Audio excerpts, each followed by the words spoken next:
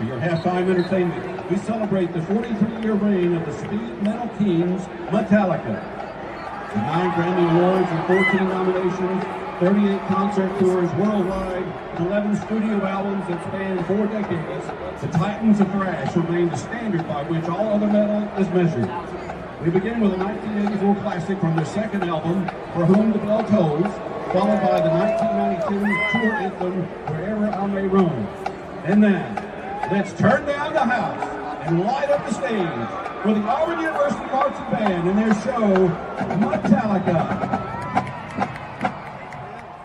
Wednesday nights are back in 2026, and that means Auburn Family Night is back. Let's get into it. This is the show that's all about you, your topics, your comments, your questions, and your calls, all coming up right now.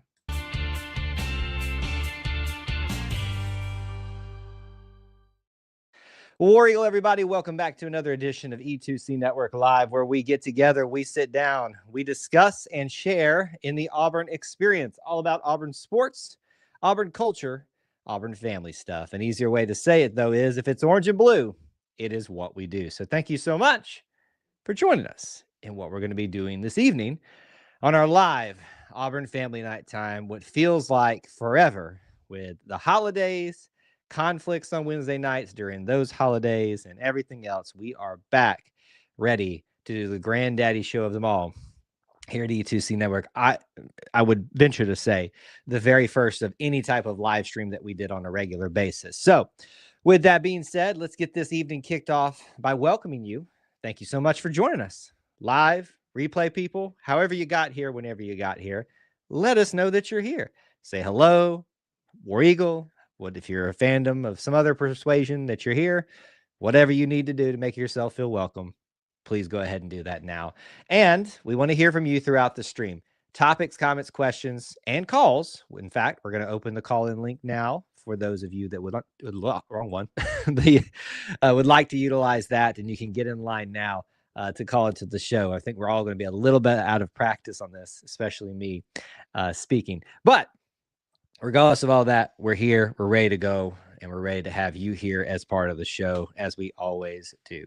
Now, while this show will obviously be geared more towards what you all want to discuss, let me set the table for you all. Utilize that call-in link at the top of the chat on YouTube. You can find it somewhere on Facebook in the comments section if you're looking for it on the live portion of this show. So on our title up there, you'll find Byrum Brown, or I think it's down here below. Byrum Brown, SEC basketball. I could have probably put referees in there as well.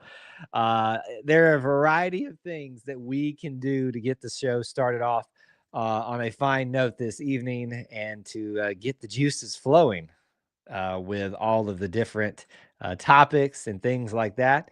But let's start with what Neil said here. Happy New Year to all of you out there. Hope you had great holidays. If you were a part of the Auburn Experience show this past week on the live or the replay, you saw Austin and I do a little bit of show and tell at lunch, and we gave you a perspective of some of the things that we got for Christmas that were Auburn related. As I told a lot of you, there's some new equipment. You'll see this fancy new arm thing here that we're trying out. I don't know if it'll come in from this angle. I'm getting used to it. Might go back to where the old one was. Regardless of that, new equipment. That background will be changing on that side a little bit because of a gift I got over time. The Christmas lights are down, if you hadn't noticed. Creepy Auburn Santa is gone. The most magical time of the year is over, and I'm a little bit sad about it. But I hope you all had a great holiday. I hope you got plenty of Auburn gifts. I really enjoyed hearing from all of you, from those of you that interacted with our social media about posts about Christmas ornaments, Auburn Christmas ornaments, Auburn Christmas trees, Auburn Christmas lights, anything else that you all shared. Those of you that did that, we appreciate that so very much. It was fun. It's fun to do that every year, just to have something a little bit extra to talk about, other than just the same old sports minutia and or will we, won't we, all that kind of stuff. Anyway, so there's that. Obviously, I know the two big topics that are going to be on your minds tonight are, was it a good shot or no? we can talk about that, and Byrum Brown. I know those are going to be the primary topics that the majority of you want to speak on. It's not the only thing that we have to talk about. Sports, culture, family. It doesn't have to be sports. It doesn't have to be current events. We want to hear from you, so do not be shy. We'll get our first caller going here in just a minute. Haven't paid much attention to Auburn lately. Anything new? Neil with his tongue in cheek there. Absolutely nothing has been transpiring in the Auburn space. Just living the Auburn dream over here right now. Listen, it told me 18 minutes more wait and you're live. I don't know why that is. That's an interesting, because I had the countdown going over here and I didn't start it necessarily on time, but we're glad that you're here, Rhyming Lemon. Good to see you. And thanks for hanging out with us, our resident Oklahoma fan. All right, let's get our first caller in this evening. I know that he has been raring to go since we started this, and that we've not been doing this. I think he's ready with his cowboy hat in tow. There he is. What's going on, Kevin? How you doing, buddy? War Eagle to you, buddy. You doing? How you been? I'm doing well, man. What'd you get for Christmas? Let's start off with that. What'd you get for Auburn Christmas? This. Is that a picture of you in the shirt? Yeah. So is that the stadium? Like, is that the stadium on your shirt, or is that a ring on your shirt? No, that's fireworks close to my shirt. Okay, but it wasn't like the stadium with fireworks. It was just fireworks on it. Okay. No. Well, it didn't come through exactly on there, but I'm happy to see that you got a shirt. Is that all you got that's related to Auburn for Christmas? I got a couple Auburn socks. Hey, listen, man, that counts. That counts. I have a pair of Auburn socks that I got for Christmas one year that I have yet to wear. If we get one of these cold nights, though, I will break those out, though. And I think Cam Coleman might be back at Auburn. He's like, enough with the Christmas. Let's talk about this. Yeah, listen. So here's where I'm at with anybody, whether his name's Cam Coleman or not. I have no ill will towards anybody that has gone into the transfer portal necessarily, unless you do something to hurt Auburn. But once they leave Auburn, I'm just kind of done. Like, I don't really focus on them. I don't really worry about where they're going or if they're going to come back. So if by some day I wake up and across my newsfeed that Cam Coleman decides that he wants to be back here, great. But until then, I couldn't tell you who he is thinking about going to or not going to. But I wish him well, and regardless of that, we had some really fun times with him because, wow, the boy can catch a football. Sam Turner came back. He did, yeah. So that was nice to see a little bit of a change of pace there. So right now, Kevin, it looks like Sam Turner, Bryce Kane, and I'm guessing the Smith brothers, Eric and Duke Smith, are going to be the ones that are still remaining that people would know of, with Cam gone, Malcolm gone, Eric Singleton gone, Perry Thompson gone. I think those are going to be the likely ones.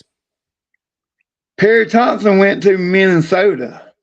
Yeah, a little bit odd, a little bit interesting. I thought we could get a little bit more interest from people other than Minnesota. No shot to the Minnesota people. We're going to get Brian's going to call in here in a little bit. It's like, what's going on with that? But listen, let's talk about Auburn, Minnesota here. It's, a little bit different. I like I think I like the new quarterback we signed, Byrum Brown. So you a big fan of him? Yeah. What do you like most about him? I know there's all you can go off of is this highlights from that, but anything particular you like about Byrum Brown? He had too many passing yards last year. He had too many of them, or he had lots of them, you mean? Lots of them. Yeah, okay. I was about to say too many. Can you have too many passing yards? Let's be honest. I mean, especially if you want to be passing all that around. What do you think about him bringing his almost into a lot of his wide receivers from USF? Do you like that? It's good. It's good. I think you could spin it any way that you want to, but I see a lot of advantages into knowing exactly who you're throwing to and knowing their tendencies already. It's a nice little plus to bring in people in. And they got a guy named his last name Coker too. Which one is that? Yeah, I know who you're talking about. I just haven't memorized everybody's name yet, quite yet. I will get there. Give me some time. I am planning on doing some videos, hopefully, about each one of these guys, and we're gonna kind of. It's been a while since we did the facts you need to know videos about the different recruits and transfer portal guys, Yeah. because there hasn't been a lot of that going on until now. So we may fine tune that a little bit and even maybe into a shorter version of it. But hopefully you all watch that. Do you think Deuce Knight might come back to Auburn? Like I told you with Cam Coleman, I do not spend any amount of time thinking about people who have entered the transfer portal. Once they are gone, it's like they have disappeared from my field of vision. And it's not that they don't exist. I wish them well, but until they enter back into the Auburn equation, I do not think a ounce about them, and neither should you, to be honest with you. Yeah. So I know that is not preaching to the choir. That is barking up the wrong tree, or excuse me, growling up the wrong tree. We don't bark here, but it is as something that everybody needs to wrestle with, that we spend way too much time obsessing about, oh, will they, won't they, will they, won't they? Trust me, there ain't no amount of worrying that's going to change their decision about where they're going to go. Just be happy that you had them, or that if they come back, that'd be great too. That shot Kinshaw Murphy made, it was good. It was good. I am currently sitting here feeling more and more confident that it was good. I watched the angles of it a lot last night, even after I did the post-game show. And I thought that was at the time, I think it was questionable, but I think it was good. Hang on one second. Sorry, we're talking over each other. I did think at the time it was questionable, but now I'm pretty sure it was good. What were you saying? I said they should they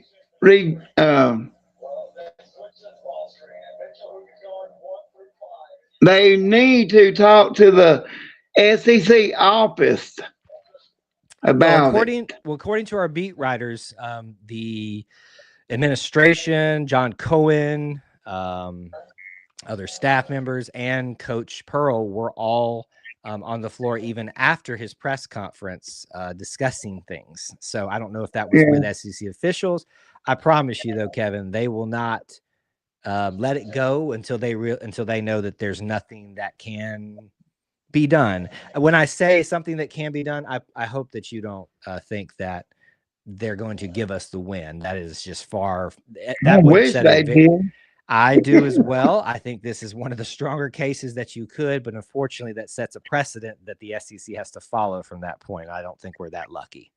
So I think he was talking to the SEC office after the game. He was, yes. Yeah. So, well, how about this? He was on the phone in discussions, whoever a representative was there too, up until his press conference, which was delayed because of that. And he was very apologetic, that being Coach Pearl, to the media for having to, delay that. But I'm sure they would much rather him have answers. So if you need a little bit of a soundbite of what he said, if you didn't hear it, we've got that clip out from the athletic department on all of our social media right now. I think they can beat Arkansas Saturday. Oh yeah, I mean, I think this team has shown you. I've said it this way: the team has shown you they can compete with the best of the best. They just can't do it consistently. Now, I would not put Arkansas in the best of the best. So that probably shows you at home we got a good shot to win that one. So it would be nice to have that be our first win, kind of get the sour taste of the last two games out of our mouth. But both times the team has either been in control or in it. We'll see how it goes. Last thing from you, my friend, I want to know from you, what is the next position that Auburn will get a commitment from in the transfer portal for Coach Golish before you go? Uh-oh, did we freeze? Auburn 50 and Arkansas 41. Okay, I think we froze up there for a little bit. Was that your score prediction for Auburn, Arkansas? Yeah. Okay, cool. Did you hear my other question, though?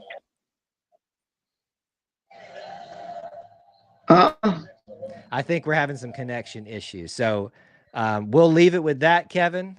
We got your score prediction in there. I love to hear it. And we appreciate you calling in. And hopefully we'll see a lot more this year as Auburn Family Night gets rolling. All right, buddy? Okay, bye. All right, War Eagle man. All right, that was Kevin. Sad we had some connection issues there at the end, but that's the way it goes with the internet sometimes. Hopefully it wasn't on my end, but I think it was on the other end there. So he offered his score prediction. Certainly, if you guys have any thoughts about that, you can certainly share that in there. Stanley's here tonight. Good to see you, one of our channel members. He says Auburn Bulls. And this is not anything I'm saying against Stan or anything like that, but it is so. We are such hive mind people. Like we all run with the same jokes. I do it too, over and over again on social media, and that's the one today in the last couple of days. Auburn Bulls, Auburn Bulls. Listen, hey, we can make fun about it all we want, but listen, if it works out, they can call us the Auburn Bull Tigers or something like that. Better be getting offensive linemen. Certainly there is a need for that. We're not even talking about a need of quality or so. I mean, we are talking about need of quality, but we need bodies right now. I think it's 2 people of any significant playing experience left. And I don't know how significant those would be, but certainly we need some offensive linemen. I would agree with you on that one right there. And then Thomas obviously does that. Stan, I do know was a joke, and I was also joking back at you, my friend. So, if it doesn't come through on the chat sometimes. All right, what else? What do we want to discuss in a little bit more detail? What questions, what comments do you have? Certainly there's Byrum Brown out there that y'all want to talk about. It's always funny that what I find interesting, like not here specifically, is all people want to talk about is the certain subject until it happens, and then they move on from it. I could not get people to stop asking, do you think Byrum Brown is going to come? Do you think Byrum Brown's going to come? And then now that he has arrived, nobody wants to talk about it. It's the funniest thing in the world. And that's not even about you guys here. I've seen that on TikTok, things like that. It's just so funny how quickly we move as content consumers from one thing to the next and never just like enjoy it in the moment. Am I harping a little bit right now? Am I on my soapbox? Yes, but hey, you're captive here, or at least you're captive until you choose to leave at this point right now. But if you have any opinions or anything like that, certainly let us know. Another question that a lot of people are asking, Stan, can these USF compete in the SEC? I think your question and those that are asking it begs, it assumes that they're not up to the level of the SEC. And I would ask you, what is the difference between bringing up someone like a Jalen McLeod from Appalachian State and these guys? You don't really know until they get here, right? So that's the big question that won't be answered. People will offer their opinions. They'll all be wrong, probably. But I think the value of bringing in your people for your first year, there's something to that. I'm not saying I buy into that notion holistically, but I do think that there is something to that, at least. Let's see here. What do we got going on here? Kyle, what was your thoughts on the buzzer beater of Murphy? Do you agree with the ref side, or do you agree with the Auburn side? The ref side or the Auburn side? Right now, I sit that the shot went off in enough time. I've seen enough. I have not seen enough evidence to sway me the other way, and I was on the fence about it right before we went live yesterday. If you watch my reaction, I think I still leaned that he shot it just because that's my nature, or that he made the shot in time. But I was still a little bit skeptical. Today, I sit there a little bit more. No one has presented. I have seen more compelling evidence that it was out of his hand than it was still in his hand, and which begs the question. So everybody's making these different arguments about how you fix this, or like why this was so ridiculous. It's no more simple than this. You need indisputable evidence to overturn a good basket call, which the referee did. I have seen no indisputable evidence. Maybe the SEC office has some, and it would go a long way to shutting up us Auburn people if they would just show it and say, hey, you guys didn't have this angle on the TV. Here's what we had. This is what we made the decision off. I think they know they made another mistake, and I think they're going to either make a statement or just let it all blow over again because they know that they are on thin ice with Auburn people right now. Wow, Ryan Lemon, I don't know what that was all about there, right there. I think this was back to the point about whether USF was the USF players are ready for the SEC. And I know some people are talking about this notion that SEC isn't exactly a world beater now. I disagree with that too. I think just because the playing field seems to be leveling right now doesn't mean that we're still, as a conference, not the standard in some ways. So certainly there's a legitimate question to be asked. Are they ready for the SEC? However, I would not assume that they're not until proven otherwise. Let's see here. Tigers on a roll says Auburn and Galesh are bringing in kids that are ready to take the step up and that will round out the roster. Not sure folks are getting that. They are not necessarily immediate impact players. That they are not necessarily immediate. If we're talking about the USF players, the majority, I shouldn't say the majority. I would say a good portion of them are immediate impact guys because that's the whole point. Why would you bring in basically an entire wide receiver platoon from USF if they weren't immediate impact type of guys? Now, they might in camp get overtaken by Bryce Kane, Sam Turner, anybody else that's left in the depth chart that still wants to compete here. But, I would say that good portion of them are expected probably to be contributing very heavily. Let's see here. Unbeaten Lake says, lesson learned, wait till players are at least a junior to buy their jersey. I'll accept the blame for Cam leaving. Everybody right here, you know who to blame now. Unbeaten Lake is the one to blame for Cam Coleman leaving.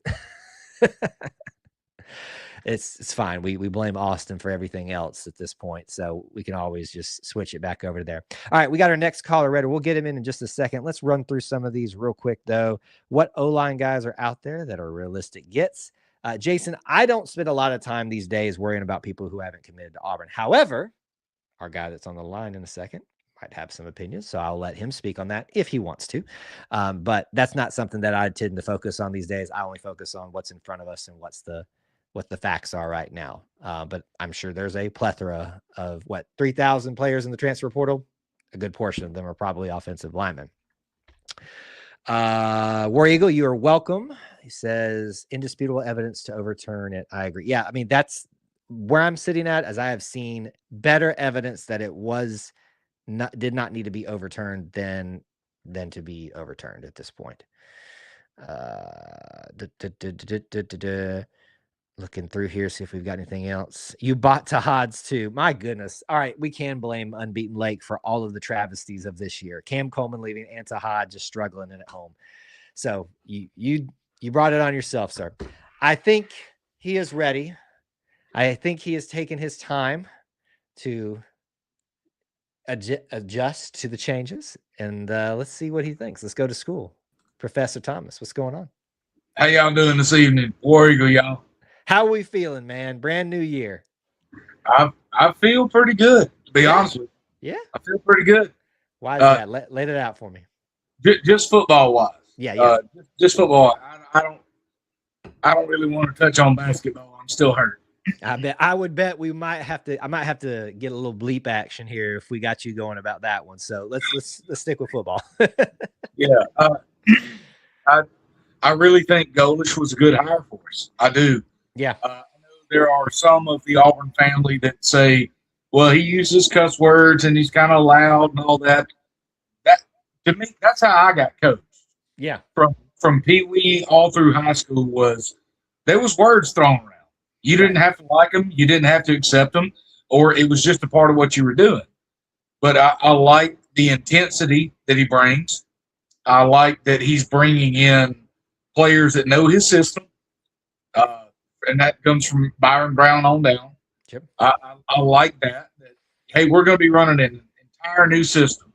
So let's bring in guys that know how to run this system, know what to expect, know how this game is played under Coach Golish. I like that.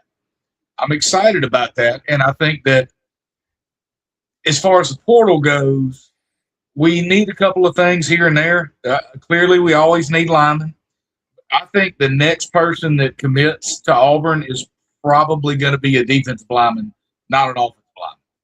Well, there hasn't been one yet in the portal class, and it feels like that shoe's got to drop at some point because, yeah, offensive lineman, we all agree it's the big issue, but also whether it's depth or talent or consistency, whatever. But that other side of the line is just as equal, and it's frankly part of the reason that we weren't as bad as we could have been this year with the defense as a whole, but the defense being a little bit stouter than maybe some thought it was at least going to be in that interior. So you think defensive lineman next, most likely? Yeah, I think that's a priority. Either, the defensive line is typically 3 to 5 men down. It just depends on what you're running. I could see it being a nose guard or a tackle or an edge. I don't think it'll be in defensive end. Mm-hmm. I think we're pretty well set there. But I think one of those other 3 positions on the defensive line is something that's a necessity for us at this point. Yeah, I would definitely agree. Certainly that's been depleted. I mean, it's more than just people leaving for the transfer portal. There's a lot of people that left for the NFL draft this year and graduating or their eligibility is done. So it's like a triple whammy there. Certainly, eligibility is done, NFL draft, leaving early, and then obviously the mass exodus of the transfer portal alongside a transition, which kind of heightens that a little bit because of the nature of people just wanting to do something different because it's not what they signed up for, whatever that means for you right there. So you're good on the hire right now. You like what you've seen thus far. What tangible, not tangibles, maybe not the right word. Obviously a lot of this is speculative right now. What has Golish said, done, anything of like a fact nature so far that makes you feel positively about how he has started his tenure? I have something, but certainly I'd like to hear what you say. Before I get to that, let me let's do that. Neil over here said we need to build a golden corral to get O-linemen in. Buddy, Neil, you're speaking to my soul. Golden corral, it may not be the best quality of food, but my goodness, the quantity of food you can stack on a plate at a golden corral. I'm a fat kid at heart, okay? But if you put me within walking distance of a golden corral, I am ecstatic because I love it. But what Coach Golish has done so far, he hasn't done much except for work on the transfer portal. Yeah. But what he said is, there was a quote that he put out, I'm sure social media, I'll call it that. Sure. I can't identify the exact app or former app that he said, it's toxic or cancerous to say, well, this is the way we've always done things around here. Mm-hmm. He did say that. Mind blowing that an Auburn coach would come in. First off, when he was at the basketball game and he said War Damn Eagle instead of not just War Eagle, he's buying into the fan culture. What we want that hard-nosed, run the ball down your throat. And then he said his whole offense is built on running the football. But he's got a quarterback that threw for 3,000 yards based off running the football. His quarterback's got 4,000 plus yards, 42 touchdowns in a single year? Yeah. Like, this is all about offensive production. Is we're going to outscore you to win the ball game. And then we've got DJ Durkin sitting there saying, we're not going to let you score. I love that fact. I love that mesh is happening. Absolutely love that. Yeah. I think we got to get to War Eagle G27. He's got to know your thoughts. He says, what are your thoughts on Michigan State offensive lineman Stanton Ramel? I think we're going to see a definite shift in the build of our offensive lineman for Golish's offense. He's 6'6", 312.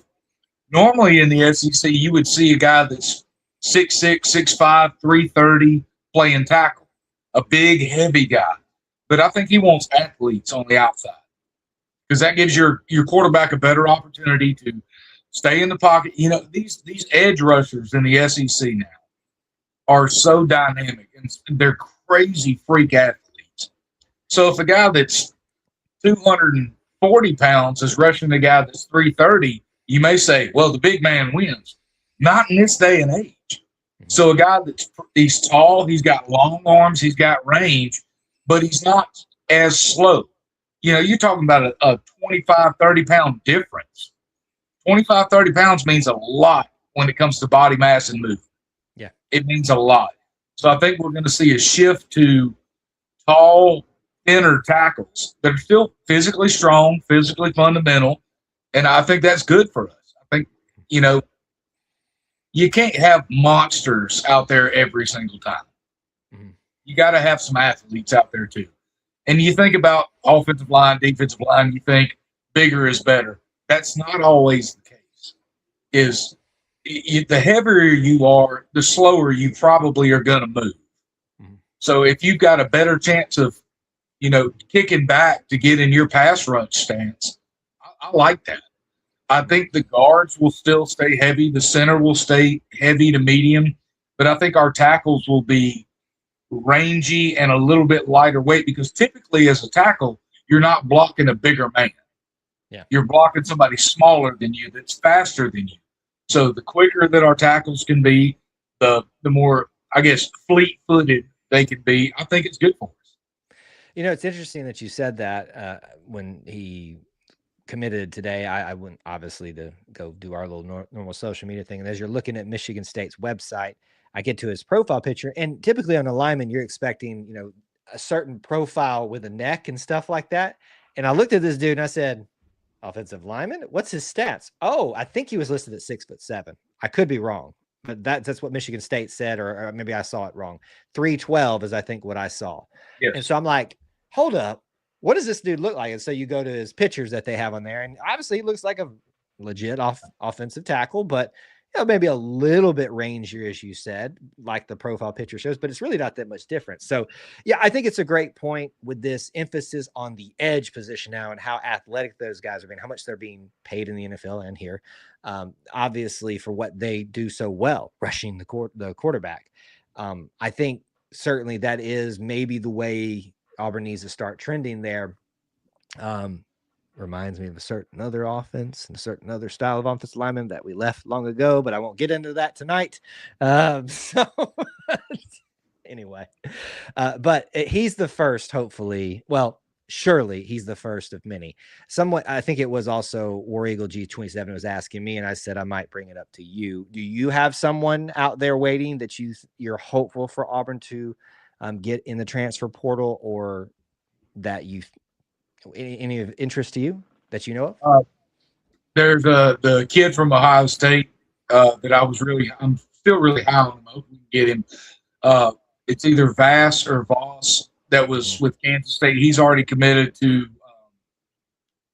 West Virginia, and he was ranked fairly highly when it comes to offensive linemen. But I watched this film and I wasn't blown away. Sure. And I think that there may not be enough linemen in the portal that we can get that we're going to be blown away by how they play. But I got to put my faith in new offensive coordinators, new offensive staff, new offensive line coach, and can they know what they want, right? Right. They've been coaching this offense for a while. They know what they want. So can they find the pieces they need that are not currently on campus to fill those shoes? And to slide back to your point about the edge rushers, Derek Hall is the size of a linebacker and is destroying offensive tackles in the NFL. Yeah. It's a speed and technique game at this point. Yeah. So, look, David versus Goliath. Goliath was huge. Nobody could beat him, but little old David, sure enough, whooped him. Yeah. So you've got to have somebody who can fight David. Right. Just to make a comparison. You got to have somebody who can fight David. Yeah, and let me use a comparison. Now, maybe this is, I don't know if people agree with this, but I think one of the most underrated things about the 2010 national championship team was its offensive linemen. And there's a reason that I can quote most of their names to you, and that is Byron Isom, Mike Berry, two of the best pulling guards I've ever seen in my life, Ryan Pugh in the middle, Lee Zimba, I always forget who the last one was. I think it was Mosley but Chad Slade also was rotating in there as well. Those guys, Lee Zimba was a big name, obviously out of the recruiting rankings and all of that. But to my knowledge, the rest of them were not very, they were 3 stars or things like that by most people's standards. But that didn't, and not even get into the discussion about stars and stuff. It's not about your star power individually. It's about what you do together. And so, yeah, you may not go find the superstars that people think you have to have this year to win the recruiting rankings and stuff like that. But what do you do bringing them together? Because let's be honest. And look, I'm not a big guy on taking shots at people, but let's just be honest about Xavier Chaplin. Dude had troubles and did not live up to the hype. Let's just be honest about it. Same thing with Percy Lewis. But here's the ironic thing about this. Everybody screamed and wanted these guys.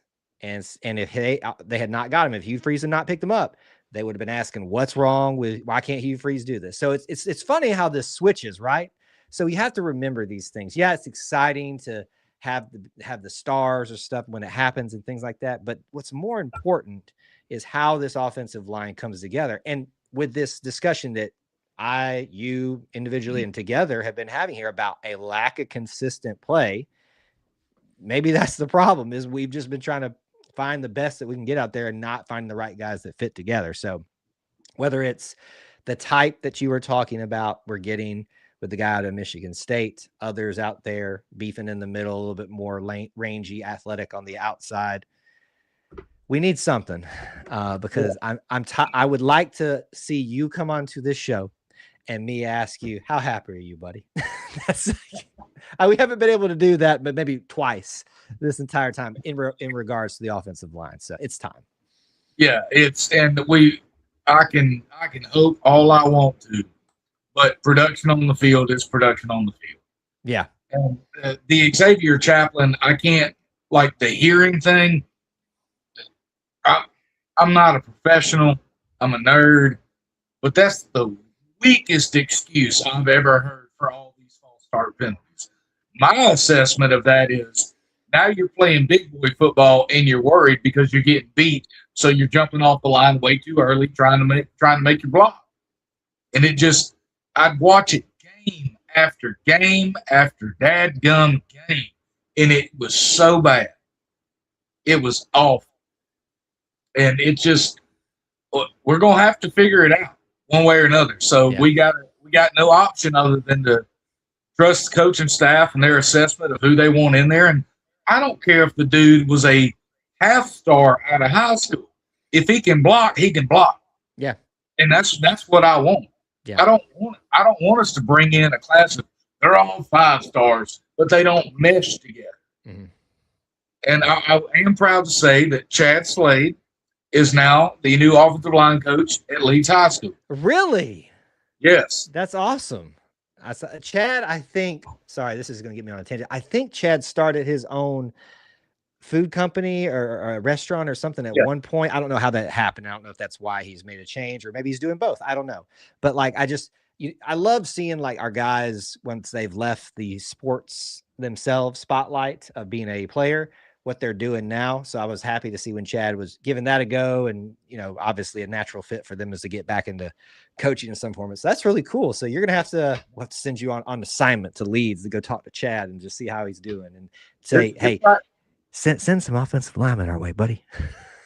No, and honestly, go follow him on the app formerly known as Twitter.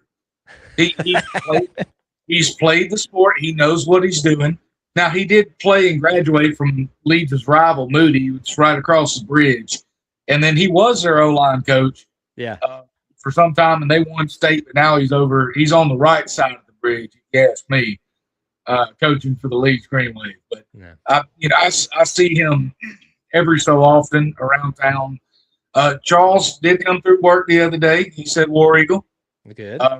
Rodney Garner was in back in December, so got to see some Auburn greats at work, and that's always a welcome thing. Wow, very nice. See, look, we all just need to go hang out with Thomas because all the people are just rolling through there now, especially with Chad in town now and all that kind of stuff. That's pretty cool. Y'all come on by. We'll go to Bass Pro Shop. Listen, I run by pretty frequently that area. As I've said, I stop in y'all's Bucky's every once in a while, but maybe one of these days we can. I know we've met in person out in Auburn, but maybe we can meet somewhere and just hang out for a bit. Real quick before you go, any Christmas Auburn gear or Auburn merch, or was it kind of just a simple Christmas? We had a wonderful stress-free Christmas and New Year's and Thanksgiving, so we're thankful for that. But right about there, my new Auburn thing that's hanging up there. So okay, very nice, very nice. Present from a great friend, so that was very nice to get. And I don't know if y'all can tell, but it's basically a bottle cap, but it's Auburn. I was going to ask because it looked like that to me, but I didn't want to sound ignorant. So I love it. So that's a cool, I haven't seen something like that. So that's pretty cool. Obviously, it's really neat when we can see everybody's stash in the background and all that kind of stuff. That's right. Buddy, it's good to see you and talk to you on this brand new year. I'm looking forward to many more chats with you on Wednesday nights. So as always, we appreciate it. War Eagle, y'all have a good night. All right. Good night, buddy. All right. Great to hear from Thomas. We have heard from Kevin. As always, some of y'all got to beat him to the punch now. Listen, y'all got to get in there. All right. We had a lot of questions and comments in the middle of all that. Some were directed at Thomas, some weren't. So I saved a bunch of those as we were going through there. I'll make sure that we hit some of those. Keep them coming here. We're about 41 minutes in the show, so we still have plenty of showtime left here. Neil brought this up earlier. We're going to score a lot of points, quoting Byrum. I keep saying Byrum Brown. Now, if you have not watched his first Q&A interview that he had with media, obviously we weren't there, but we were able to get it through the athletic department. We've shared that on here on YouTube. It's on Facebook. So make sure you go watch that. I really enjoyed hearing from it. It was I thought it'd be a little bit longer session with him, but listen, sometimes it's just the way that someone carries themselves. And even in these short windows, I really liked what I saw. I got a good, I hate to use the word vibe. It's thrown around these days. Got a good vibe off the dude. And so having not watched any of his highlights other than what's been shared by like Auburn and stuff like that, trying not to skew myself one way or the other. The first initial thoughts about him, really like the dude. So I hope you guys will go check that out and definitely do that. Let's move that off the to-do list board. A couple of others. Whoop, and I lost it. Where did it go?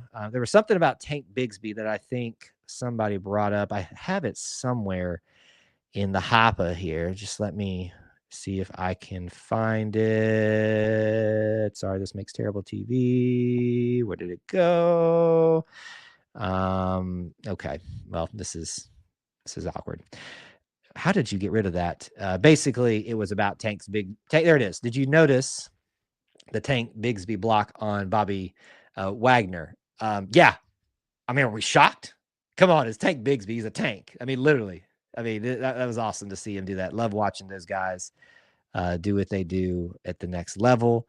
Sonny DeShera in real estate is another example of people moving on, doing other things here. All right, we got some beef we got to handle apparently. So let me see what we got here.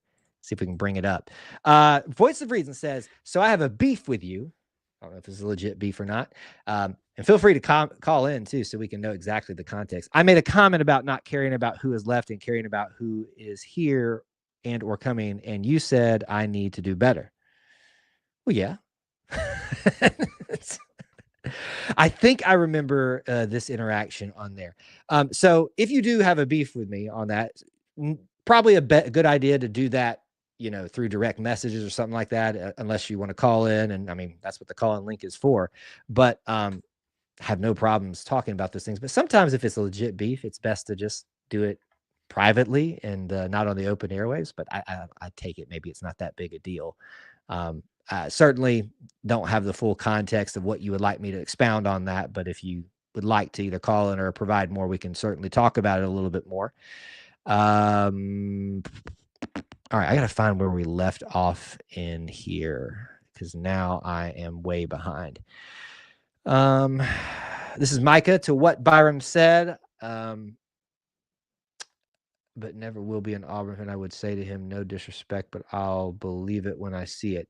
Said, if I were, but never will be an Auburn fan, I would say to him, no disrespect, but I'll believe it when I see it. I mean, but you would say that to anybody. I don't know what that's, if you're talking about the whole comment about we're going to score a lot of points. Sure. I mean, you could say that about anybody at this point. Stars don't mean everything, but they don't mean anything either. Yeah, we never said that here, but they definitely don't mean as much as people act like they do. Let's see here. Would you interview any of the players if you got a chance? If you're talking about current players, so let me give you a little bit of a background. I don't know how long you've been here, War Eagle G27, but I don't live in Auburn. I hope to someday. So everything I do out of my headquarters here in E2C Network Studio. I live in Georgia. So I do frequent Auburn a lot. We're a little bit different in the media space where we're not like traditional beat writing. We also cover the sports angle a ton, but we try to do it in a little bit different way. As you can tell, I don't really lean into the speculative part of everything. Interviews are not out of the realm of possibility. I have interviewed other people from Auburn sports. In fact, Megan Schofield, who won the U.S. Women Amateurs for the first Auburn women's golf person to do that ever. We got an interview with her just because it was so cool and so unique at the time. They're done a lot. They provide some Q&As and interviews for us through the athletic department to utilize. And so we utilize them that way. So that kind of fills that niche for us. But certainly, I mean, we've interviewed an Auburn baseball player that was supposed to be playing the next season, but he didn't. So it's hoops you got to jump through over there, and certainly being away doesn't lend itself necessarily easily enough to that. Okay, I might have to. Kyle doesn't have a beef with him. He's a vegetarian. Absolutely not. I will have a beef with everyone if I don't have to be a vegetarian. How about that?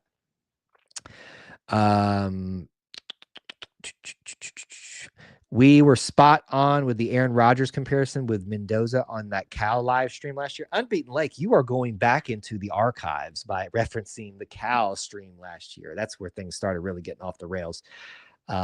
I guess so. I don't remember that, but I'll take your word for it. You've been around here for a long time, so you would probably know one of our viewers that's been here for a while. Let's see. He says, been good. I've been avoiding most college football content instead focusing on family holidays. Thank you for asking. Glad to hear it, my friend. What if you can invite them to call in to interview if you can't go into town? Yeah, so I knew that was going to be the next suggestion on that. And that is perfect. That's how I did most of my interviews here. So I know we're a little bit off the beaten path of the Auburn content, but certainly this is Auburn Family Night. So we not hash out, that's not the right word, but discuss business here. I have a desire to do something a little bit different out there. Everybody does player interviews, and they're great. They're awesome. It's just not something that I have a strong desire to seek out. If they kind of naturally happen, that's a great thing. But you get enough of that content from everybody else in the Auburn space. And so we kind of like to carve out our own niche here and be more focused on the fan side of the things. But certainly we do our best to give you that, not the beat writer side, but just the reporting side of it, but just more commentary and enjoying stuff like that. But certainly those are options as well. Stanley says, I'll have an opinion around game 6 this season. I highly doubt that. You will have an opinion. You just may not share it before around game 6. But I would agree with you, Stan, that's how you should approach it, that everybody should really, really just wait until they start trying to form overarching opinions about this team in year 1. Hopefully no one's stupid enough to be saying fire the head coach after 1 year, as long as things aren't just completely falling off the rails. And I doubt that would actually happen. It would be probably incredibly hard to get him compared to a big name media person. So no hate, Kyle. You know what I'm saying. I hope. No, I get what you're saying. And actually it's not really that difficult from what I understand to get those types of interviews. You just have to ask, and they have to be willing to do them. But it's just not something that I have desired to delve into as much. I like focusing here in the fan space and grabbing whatever else of it that we can and bring it into that a little bit better. People were calling for goal list of 5. Well, it's people in comment sections. That's what people do. They try to post inflammatory statements that are just stupid, and it's not necessarily a reflection of people's live streams. It is always a reflection on the commenter rather than the host of it all. You know what I'm saying? So I'm not shocked. I've seen it all. I've seen some of the most ridiculous things posted on our stuff. If it's too ridiculous, we just get rid of you. I mean, if you may not like that policy, but it is what it is. War Eagle G27. Do you and your wife do any more of the track or equestrian events podcast? Well, she never did the equestrian, but yes, War Horses is still an active podcast that we have. That's with Auburn Elvis. He just to be frank, he thought last year was going to be his last year, but he got the itch to do it again. So they are on hiatus in the season right now. He'll be gearing back up here 3 weeks, probably, once their season gets rolling again. It has a winter-ish break, so to speak. So that's still here. The track and field podcast that, my wife and I did together, it's called Tiger Tracks. It is, dormant right now. And that happened for reasons I can't really get into here. Nothing bad. Anyway, it doesn't matter. My wife and I are fine. I know how that sounded. She literally could come walking through that door right now. We had family priorities that had to take precedent over doing something like that. And and thankfully so. So that is not something that we foresee coming back anytime soon. However, I loved doing that track and field show with her, and just in general too, because I became so much of a fan of track and field in general through doing that show with her. I was there for the color commentary, and that was it. She was the expert because she actually was a track and field athlete. And so I learned so much. I had fun doing it, and y'all got to listen to me mispronounce everybody's last name because there are a lot of people from different countries, obviously, in an Olympic sport, and watch me struggle with my Southern dialect and inability to talk, said the guy who hosts media and podcasting network. But anyway, yeah. So it's just, it's dormant. I would love for it to come back in some format someday, whether it was us or somebody else. The way I've always said it, if somebody wants a space to do something in our network, whether that is audio, visual, something like that, we provide that avenue for you, but certainly it is on a volunteer basis and you do it for the fun of it type of thing. So if somebody wants that to come back, you can always take up the mantle yourself and bring it back, because I would love to have a track and field show again. So we're going to get our next caller in there. Believe it or not, and things have changed. We have gone more visual and video focused here, but everywhere in content creation. There was a time where it was mainly focused on the audio, and we had an Auburn football show, an Auburn basketball show, an Auburn baseball show, an Auburn softball show. Now, the softball show didn't run with this group, but I'm just going to throw them in there. They were kind of separated a little bit because they just didn't overlap. So, but just throw that in there. We had an Auburn track and field show, so that's 5. We had a soccer show, that's 6. An equestrian show, 7. A recruiting show, that is 8. And we had a special topic show, which was just kind of general things. So you technically could say 9. And I feel like I'm forgetting something. So consider that. Pretty much at one point, at least 7 shows were all running at the same time. Golf was not on there, but that's why we've shifted the format that we have now, where we can cover a little bit of everything. But there you have it. So there's a little bit of history of E2C network stuff. All right. He's waited patiently long enough. Next caller's ready to go. What's up, Rhyming Lemon? No, I completely respect the hustle. Like you get me past 2 and I'm done. Though then again, I do this for fun, whereas you do this for work.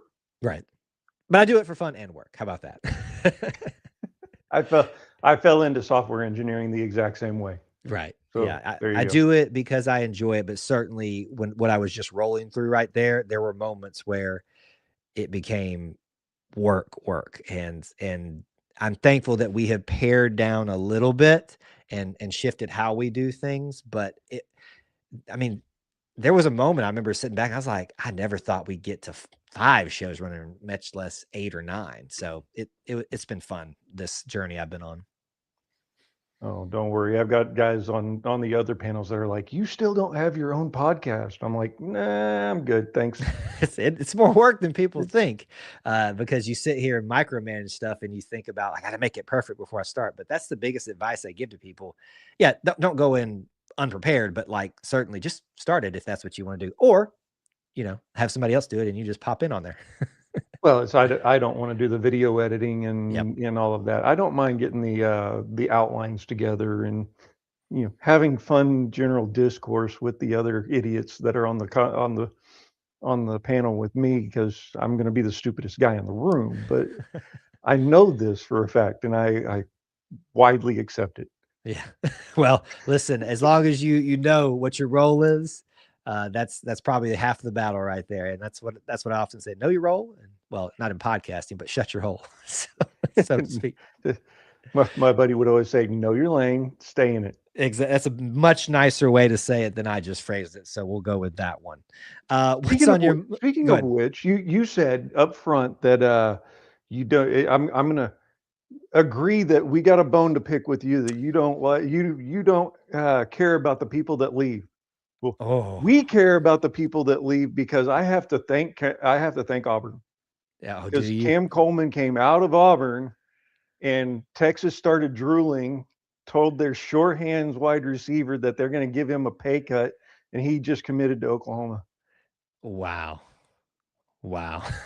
And the Texas fan base online is melting down. It is absolutely glorious to see, especially out of our rival.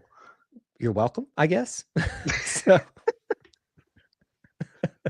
I mean, we're still in misery over here, apparently, because the sky is falling because Cam Coleman left. But hey, I guess you're welcome. We'll take whatever win we can get out of that.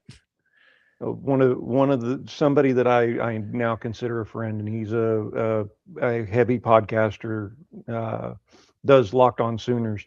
Always says, the portal giveth and the portal taketh away. And has taken a lot lately, but it is giving a lot now. We've been lucky up until, and only lost one key player up until yesterday, or it was either early this morning or yesterday. Mm-hmm. Our second linebacker decided that he could see greener pastures and moved on. So, like I said, sometimes it gives, sometimes it takes away. But Michigan's also melting down because we outbid them for keeping one of their players that they wanted to keep. Well, I mean, that's just their own fault, to be honest with you. So, I mean, we got Brady Marchese, or Chase, however you say it, their wide receiver. So I feel like everybody is just picking off Michigan right now. My problem isn't so much with NIL. It's with how the transfer rules have changed. Mm-hmm. Right? I have no problem with players getting, like, the young men need to get their money. Sure. Reggie Bush earned his money. I fully believe that, right? Even though I really didn't like seeing him beat people on the field like they did, but I digress. It's there's no skin in the game anymore in terms of transferring. So take Malachi Nelson as an example. He's jumped three schools in 3 years, and he's now back in the portal for his 4th season. Yeah, you got to have some kind of skin in the game, and the kids need to learn. And I think it's more of a character building for the kids, that the kids need to learn the moment that they step on campus somewhere, they have to at least give a legitimate shot of trying to build something. Yeah. Certainly when they opened all this, what I forget what date it was now, but you opened a Pandora's box without having parameters that were strongly set and we're now just in the Wild West where I would say it's getting figured out, but it doesn't seem like it is at times, as we go. So Yeah, I mean, I am someone who's I try to be a loyalty guy. I also recognize I don't know everybody's situation and stuff like that. I uh, I will be honest. I've more on the side of that these athletes were getting paid. By we all know that they were getting paid under the table, a lot of them, but they were getting paid in a college education, whether they want to agree with that or not. But I have no problem with if that's what everybody's going to do and we're leveling the playing field and everybody can do this, everybody has the same option. That's fine. But it's certainly we can talk it till it's blue in the face. The NCAA's got to fix it, whether it's NIL, windows, collective bargaining. I mean, so many. Yeah, I can't figure it out. So, Yeah, at some point in time, something will give, and normalcy will come in, whether we like it or not. yeah, No, hopefully so. Flip side of the different topic, non football related. My family was down in your neck of the woods for Christmas this year. Interesting. I always, whenever I moved down to Texas, I moved down to be with my parents. Okay. And brought my kids down because kids need their grandparents. Of course. Every family man will agree to that. Yeah. Well, whenever I moved down here, they kept spending Christmas with their friends instead of the family that moved down here. So instead, I said, enough fun and games. We're going to take you on a Christmas week vacation, and you can't even be near your friends. So we've been bouncing West Coast or anything west of Central, anything east of Central. This year was east of Central. We chose Savannah, Georgia. Oh, so you did pass on through. I mean, I'm assuming you passed through Alabama if you drove, or did you fly? No, we flew. Okay, so but you flew over, but then in Georgia where I am, so you're a little bit south of where I am, but I have been to Savannah, Georgia, and it is a beautiful place. When they call them the Stone Steps of Death, they mean it. But it's there's a lot of beautiful country down there. Yeah, it definitely is. I think there's obviously diamonds in the rough wherever you go, and that was a little bit close to me. So glad to know that you were at least at some points close to me. We had to do a little bit of traveling ourselves. I thought we might actually get to stop in Auburn for a little bit and get some shots of downtown with some of their Christmas lights up and stuff, but it just never materialized. So everybody seemed to have been traveling this holiday season.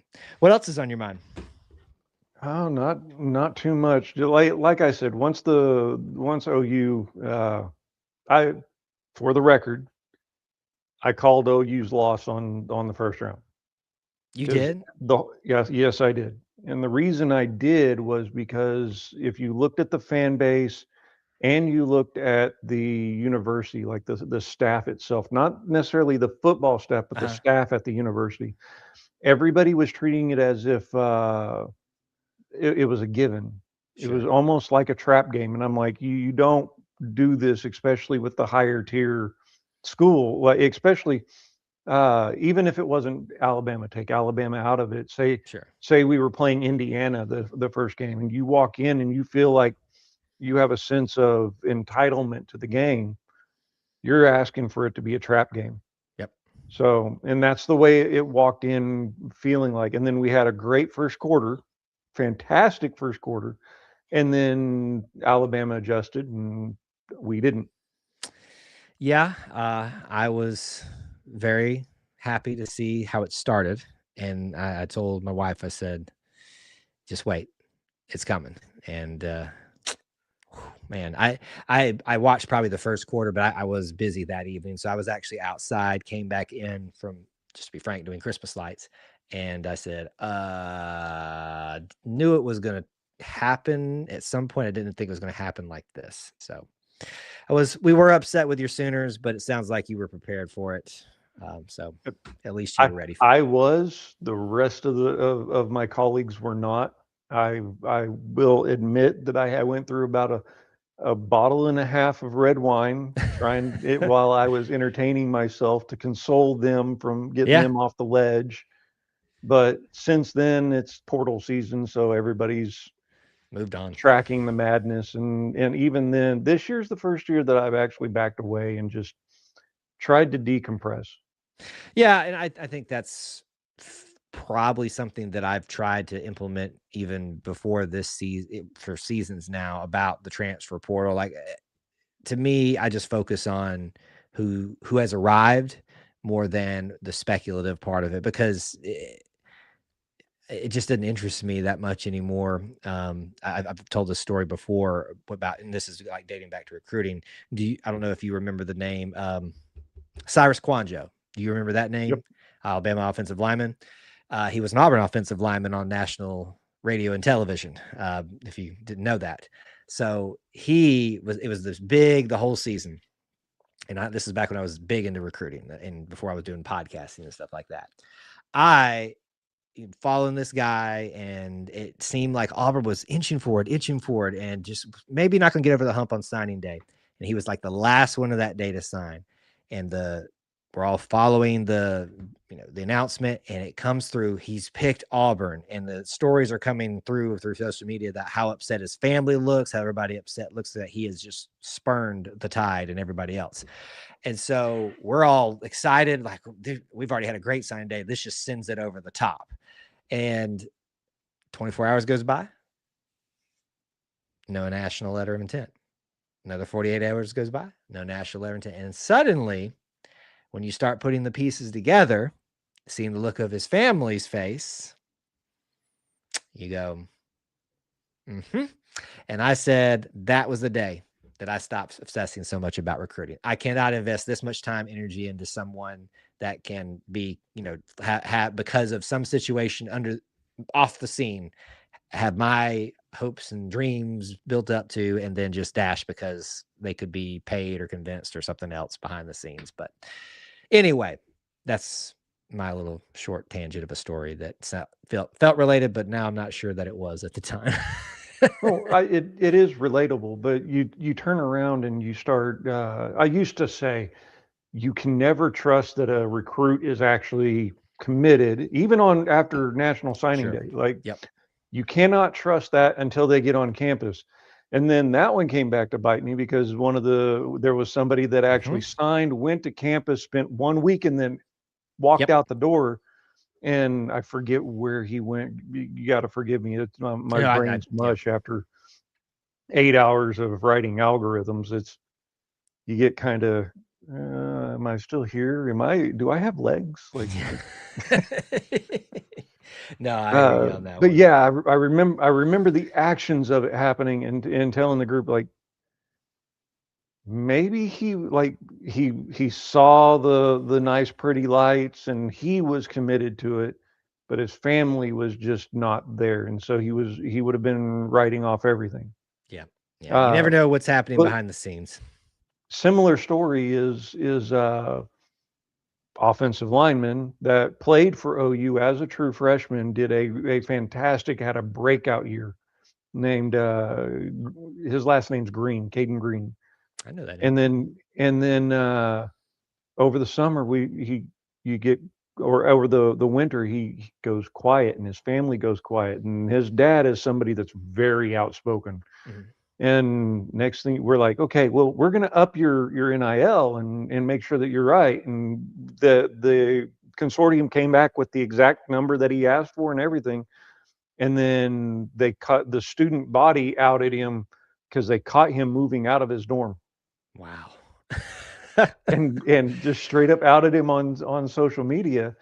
And the football staff reached out and he ghosted all of them. Next thing you know, he's transfer portaled and signed with Missouri. Recruiting, and his dad takes every chance that he gets at taking shots at OU. So I'm questioning if there was drama there with the family and the staff, or what was going on. Like the dad was getting greedy and just felt like his son was underappreciated or whatnot. You never know what's at play in all this stuff, which is why I just focus on the what facts there are in recruiting and portaling. And so that's why I don't speculate on stuff too much these days. Mr. Rhyming Lemon, it is always great to hear from you. I appreciate that very much. You're always a nice little extra splash on Auburn Family Night, so we appreciate that when you call in. Well, remember, us OU fans still like you guys. And I would say that we also like you guys, except for that game last time, but we won't go there. Well, there's years to come. There's years All to right, come. Good to see you. Kyle. Good. Sorry. Talk to you later. All right. Good to talk to three different individuals tonight. I'm running a little late tonight, but if there's someone that wants to call in here at the tail end, certainly can. There were some questions that rolled through during our conversation I will hit here to round out our show. But let me do this part first, and then I know some of you have been patiently waiting for some questions to be answered and things like that. First off, what's up next here at E2C Network? That is obviously a lot of the regular stuff that you guys are aware of. We're in basketball season. So post-game streams. We had an interesting one last night. Hopefully we'll have interesting ones, but not in that way. Auburn, Arkansas post-game. I think the game starts at 6 Eastern time. So you're probably looking at somewhere between an 8:15, we'll just say an 8 and an 8:30 Eastern time stream for that, given how the game starts and goes. But stat stories, join us post-game reaction, Auburn, Arkansas. They will have the Auburn Experience live podcast recording, episode 157, with Austin and myself back for round 2 in 2026. And we'll have a good time with that as well. Keep in mind that we will be having Auburn Family nights on a regular basis on Wednesday nights, except when basketball conflicts with it. And I'm 90% sure, 99% sure there will be a conflict next week. So there will not be an Auburn Family night. There will be a post-game show. And it looks like, I looked at the calendar, and I think it literally is like every other weekend for about a month that will be on, off, on, off. There will be something on a Wednesday evening, but it may just be basketball post-game streams. So next week, I believe we will be off again, but certainly we love talking to you all in these streams. And if you missed this type of format, do come to the Auburn Experience live podcast recording towards the tail end. I provide a space similar to this. Not necessarily a call-in option, but if you want a little flavor of that during that week, if you didn't have it, certainly that's an option for you as well. All right, the call-in link is closed, but we certainly can take anybody that might be getting in there. Let's see here. There were a few comments that I needed to address. Let me roll down here. Where in Georgia are you? I don't really reveal exactly where I am just because there's people are crazy these days. I live close-ish to Atlanta. How about that? Close-ish to Atlanta.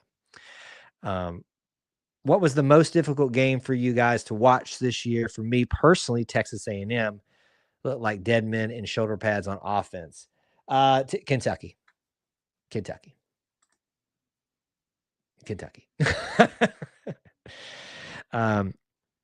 This is from Mr. IBN. Wonder how many games the USF team last year would have won playing Auburn's schedule. We're going to find out real soon. I get what you're saying here. It's not a fair comparison because as much as Auburn has taken in from USF and probably might still will, it's still not apples and oranges. I think it's a very dangerous line of thinking to be applying that wholesale across this team in the first year.